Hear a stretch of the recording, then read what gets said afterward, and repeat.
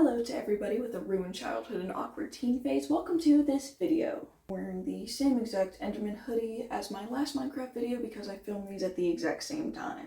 What you don't know is that I stayed up all night and filmed a bunch of videos. I just changed clothes for a lot of them. The topic for this video is about how bad Minecraft roleplays were and how surprisingly problematic most people that are in that general content sphere are. Let's get into it. We're going to start off with Aphmau. Now, this is somebody that I personally grew up watching, so I have way too much knowledge on this topic. Two original main series that she had was Minecraft Diaries, later on My Street. Later on, there was a Phoenix Drop High, like My Street prequel thing. We'll get into that. For just a quick little rundown of the series, Minecraft Diaries was like, I don't know if it's medieval, it's fantasy, definitely. And spoilers, by the way, I don't know if you care, but spoilers. So there's this hot warrior girl that wakes up in the middle of nowhere, and some random guy's like, hey, follow me. He disappears. She shows up out of town, meets everybody. She's basically treated like a princess. And she's got two guards that are like the main love interests, which are Gareth, blonde hair, blue eyes, Lawrence, brown hair, green eyes. And that was like the main plot line, was who was gonna be with Aphmau. Later on in the series, as it got more complicated, there ended up being another guy called Aaron. Aaron ended up being voiced by just his in real life husband. And basically, once he came in, every other ship was ruined and it was Aphmau forever. Like straight up to the point that the character in universe got pregnant and had a child. She also made her insert self character literally end up being like a reincarnation of this universe's god. It even shows up in My Street at the end of that. It's just, ugh, let's rewind. And My Street kind of follows the same pace of, oh, is it gonna be Lawrence? Is it gonna be Garth? Nope. Aaron. Forever. Basically, after the first couple episodes, it's just all about Aaron and Aphmau's relationship. This came at a time where Aphmau was getting really into her boy and boy ships, and so she basically, J.K. Rowling style, said that Garth and Lawrence were hooking up backstage. And I remember at some point in the fandom back then, there was like some controversy that Aphmau's husband in real life was like jealous because it was about to like come to a decision on if it would be Garth or Lawrence, and he was like, no, you know what, add a character for me, it's gonna be me, because you can't be with anybody else but me. And there was like this big controversy about it where people thought that was what was happening, where it was like, well, they're married in real life, so he's not gonna let anything else happen. That's probably not true. That's just what fucking 10-year-old me heard. And something that really randomly happened and just retroactively changed the story entirely was Aphmau got really into werewolves and cats. A lot of people are saying it might be a adult interest of hers for werewolves and everything. I can't confirm or deny, but even her content to this day when checking up on it is all just like short stories about, oh, the werewolf princess girl in her alpha. So over time, it kind of felt like a complete Flanderization of the characters, even though there was no business executives changing it. It was just Mel turning her own stuff into brain rot. And at one point, there was even a half-sibling love plot.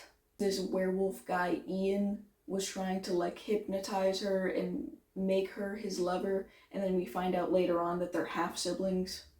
But Jess, as a person, overall has been into the big fangirl. She got in trouble because she was shipping Septiplier, and a lot of people were like, yo, that's not cool.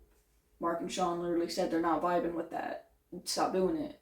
Basically turned everything into, oh, who's gonna date who? Who's gonna be with who? Oh, they're all kissing. Ooh, now crazy things are happening. And Aphmau's the hot one that everybody loves and wants to be with low-key, though. Ooh. Like, my personal favorite part of the series was whenever they were doing like the resort season. I thought that adulthood was going to be like that, and I was going to be like, man, I'm going to walk down the stairs in a new bathing suit, and everybody's going to want me.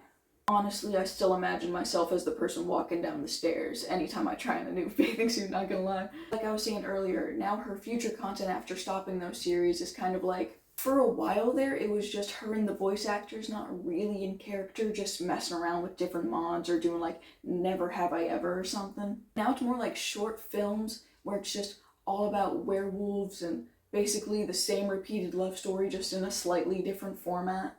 It just feels really like teetering the line of being very not appropriate for kids, but since all her stuff is centered around Minecraft, that's all where her money is. Like, before she privated it, she literally had a Honey Pot playlist. I'm not going to explain that game because I don't know how old the audience for this video is. From what I know, most of my viewers are adults, but just in case. And for things that probably weren't really appropriate for kids, we're going into Sam Gladiator's Yandere High School. This Minecraft roleplay was based off of the ever-controversial game Yandere Simulator. At this point, I'm surprised everybody hasn't realized that it's literally just a scam where he says that it's taking so long because he's just trying to funnel as much money as possible without actually doing anything. Like, he literally finished a whole 1980s version with all full stacked rivals as like an Easter egg special feature backstory. And it has like grandma and great grandma, but he for some reason can't finish the actual game. But anyways, this is about a Minecraft roleplay based on it, not that actual game. I ended up not really getting into this one as much. All I remember is there was some random mind control clone episode that was very vaguely based off of the game. And it doesn't really seem as much like it was based off of Yandere Simulator as it was, oh shoot, Yandere Simulator is really popular right now, so it means that I gotta make a series that's got the same word in it. But obviously, yandere themes of killing people because you're jealous and you want people to you and you only. It's not healthy, not appropriate for kids, and apparently behind the scenes the creators were having problems with like money and payment and credit and whatever. Apparently the creator was making a bunch of non-consensual action jokes and refused to apologize, which is strange. Coming to those adult actions, I've got one that's just a little bit quick, just because I don't remember much about it, but I'm talking about Aviator Gaming and his, like, I forgot if it was high school or like his Minecraft girlfriend roleplay, but it very much was like not meant for children the way that he was talking about women. That was not chill. Fortunately, another controversial guy that does not treat women right, Sky Does Minecraft, and his Walking Dead, zombie apocalypse, whatever it was, roleplay. Now, this one was really unique to me as all of the other ones were based off of fantasy realms or just like people in Minecraft and like fictitious versions of the real world. Meanwhile, here it was full on zombie apocalypse, had guns, they would find a cure, go to secret bases, and overall the series itself is fine, but Sky Does Minecraft. Why does almost every YouTuber that touched Minecraft have to be so messed up? Except for I Has Cupquake. I love her and she can do no wrong.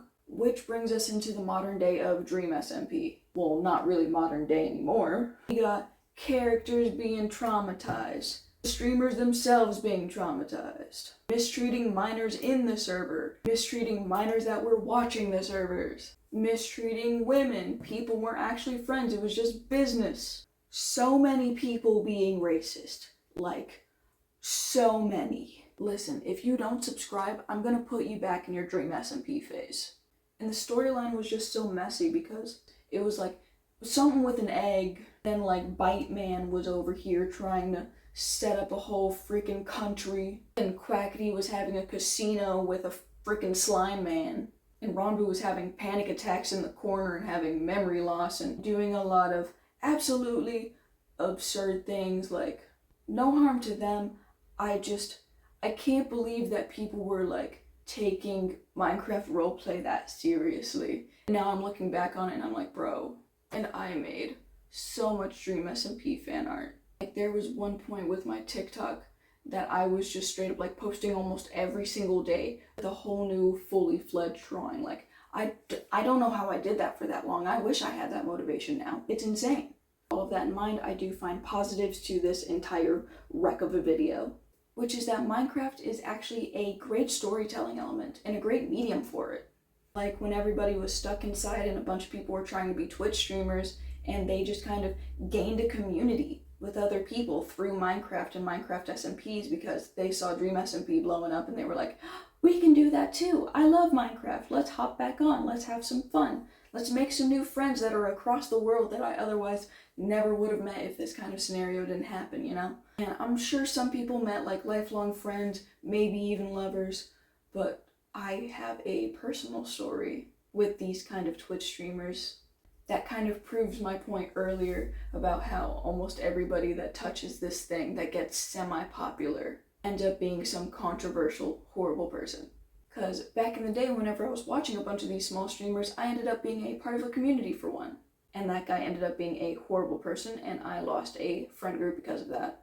And I loved the moments where I could be like, yeah, go on, do your Twitch stream, yeah. And then I'm like, oh, I was wasting all that time for people that were horrible when I should have been studying the blade. Also known as probably starting this YouTube channel earlier and focusing on my own stuff. But you live, you learn, you grow out of what you used to watch, and then when you look back on it, cringe immensely. That's just the circle of growing up on the internet. If there's any other Minecraft roleplays that you remember that you want to talk about in the comments, let me know. If you're down there, please leave a thumbs up as well. And I am going to stay far away from Minecraft servers. See ya!